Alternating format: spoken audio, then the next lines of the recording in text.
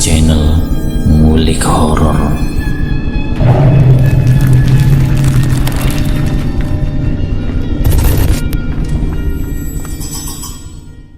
Assalamualaikum warahmatullahi wabarakatuh. Jumpa kembali di channel Ngulik Horor. Channel kami menceritakan tentang kisah-kisah misteri yang mungkin bisa menemani agan-agan dan sista semua ya. Kali ini saya akan membawakan kisah misteri yang ditulis oleh Ed Pesugihan. Kalian juga dapat mengunjungi page beliau langsung ya. Nanti link saya akan sediakan di kolom deskripsinya. Oh ya, sebelum masuk ke cerita, dalam cerita ini nama dan tempat disamarkan semua ya, untuk menjaga privasi pihak yang terlibat di dalamnya. Yuk, daripada kita lama-lama, langsung saja mari kita simak ceritanya. Kali ini saya akan membawakan kisah misteri yang berjudul Tobatnya Pelaku Pesugihan di Malam Lailatul Qadar setelah tumbalkan ibu kandung. Malam hampir larut, tapi kedai bakso milik Kardi masih dijubeli pembeli. Maklum saja, saat itu bulan puasa, masih banyak orang mencari makanan di malam hari. Apalagi saat itu sudah masuk 10 malam terakhir di bulan Ramadan, Lebaran sudah semakin dekat. Para pekerja umumnya sudah menerima THR dari tempat kerja mereka. Para perantau juga sudah banyak yang kembali ke kota tempat Kardi membuka salah satu kedai baksonya. Jika kebanyakan orang-orang soleh menghabiskan waktu iktikaf dan ibadah di 10 malam terakhir Ramadan, justru buat Kardi itu menjadi masa-masa menangguk untung besar. Kardi hanya mengawasi kesibukan para pegawainya melayani pembeli sambil merebahkan tubuhnya yang berbalut kaos oblong dan bersarung di balai-balai bambu. Posisinya selalu di situ, di pojok kedai baksonya. Kalau dari luar agak samar terlihat. Selain posisinya di tempat remang-remang, juga ada tirai yang menghalangi dari area tempat makan pelanggan ke tempat Kardi menghabiskan hari-harinya. Tempat itu hanyalah salah satu kedai bakso milik Kardi. Di kota itu dia punya 3 kedai. 3 kedai lain ada di kota sekitarnya. Dari seluruh 6 kedai bakso miliknya, dalam sebulan dia bisa meraup keuntungan bersih 100 juta. Dari penampilannya yang kerap cuma bersarung dan berkaos oblong, tidak akan ada yang menduga jika dia punya penghasilan sebesar itu. Rumah di kampungnya mentereng, sawahnya luas mengelilingi rumahnya, juga ternak sapi dan kambingnya. Kemanapun Kardi pergi, ada sopir dengan mobil keren yang siap mengantarnya. Semua kemewahan itu bukan tanpa pengorbanan dia raih. Bukan semata kerja keras dan pengalaman usaha yang panjang, tapi juga pengorbanan jiwa berbau mistis. Tumbalnya bukan sembarangan, tapi ibunya sendiri yang sejak bertahun lamanya cuma tergolek lemah di pembaringan. Badannya nyaris cuma tulang berbalut kulit, ibaratnya seperti mayat hidup. Entah setan apa yang menyergap pikirannya, hingga Kardi terpikir menumbalkan ibu kandungnya sendiri. Hal itu terjadi ketika sekali waktu gerobak baksonya kena garuk Satpol PP. Dia berusaha mempertahankannya, tapi aksi rebutan dengan aparat membuat gerobak baksonya terguling.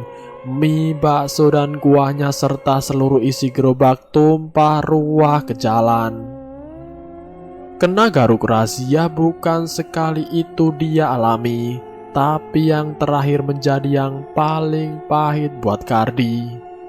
Dia sedang mengumpulkan uang untuk membiayai persalinan istrinya yang hamil tua, tapi usahanya seret.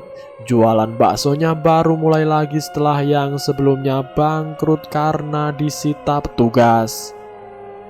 Itu pun dia modali dengan pinjaman dari rentenir. Entah bagaimana dia mengembalikan utangnya ke rentenir setelah gerobak baksonya porak-poranda, apalagi memikirkan biaya persalinan istrinya. Di tengah situasi kalut, dia berkenalan dengan Mbah Sukriya yang kemudian diketahuinya sebagai dukun pesugihan. Dari situlah dia tega menumbalkan ibu kandungnya demi usaha baksonya bisa berkembang seperti sekarang. Dari atas balai-balai tempatnya Mbah Kardi tiba-tiba tertidur pulas. Suara bising pegawai yang melayani pembeli yang ramai sama sekali tidak terdengar. Dalam tidur itu dia bermimpi didatangi nenek tua dengan wajah seram. Di sebagiannya bertetesan darah mengucur. Badannya tinggal tulang berbalut kulit. Ada luka basah yang dipenuhi belatung di bagian-bagian tubuhnya. Meski ringkih, nenek tua itu cukup perkasa menyeret Kardi dari atas balai-balainya.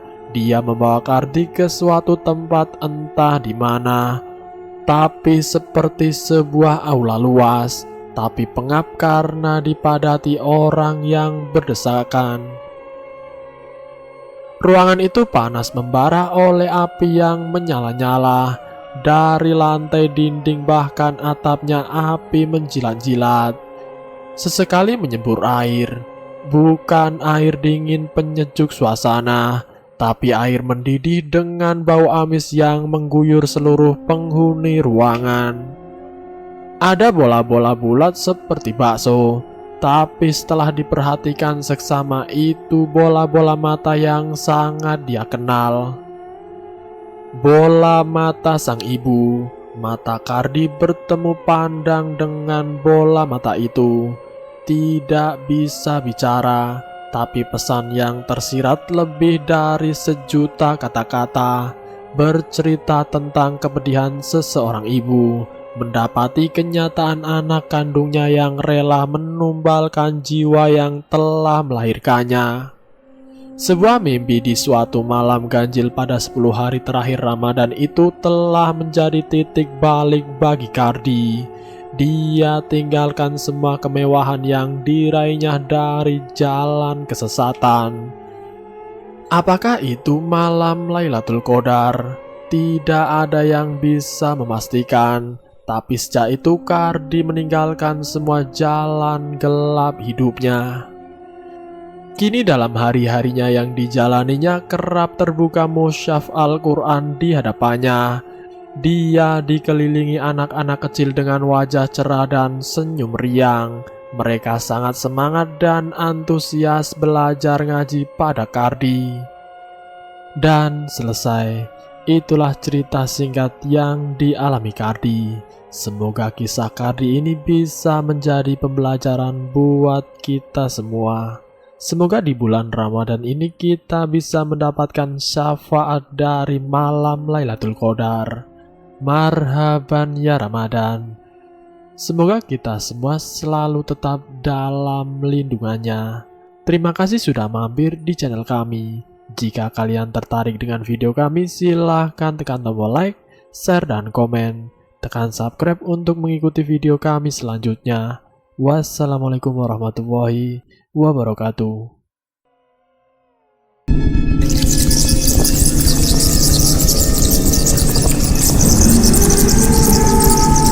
Selamat datang di channel Ngulik Horor.